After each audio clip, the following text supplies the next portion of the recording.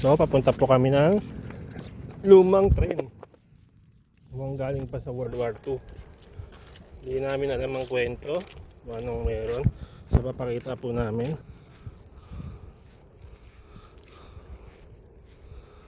Yan lang po siya, kapiraso ng isang bagun. Parang bagun.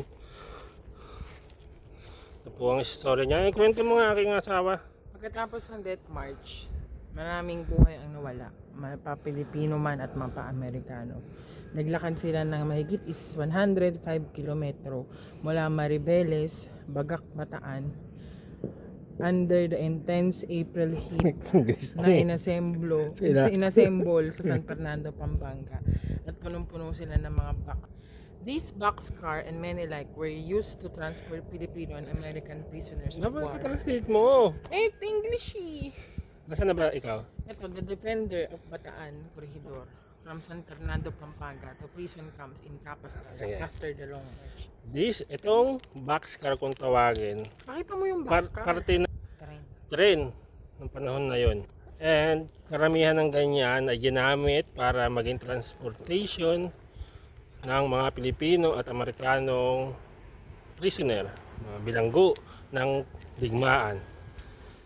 Mga defender ng Bataan and Corridor sa San Fernando, Pampanga hanggang sa prison camps in Capital after long march. Parang no sense yung mga ikaw nga.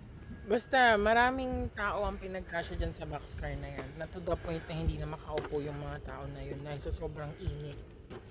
Kasi andyan dyan na yung pawis nila, tinghi nila, pagsusuka nila. Kaya marami ding namatay dyan sa boxcar na yan. So, posibleng maraming multo dyan.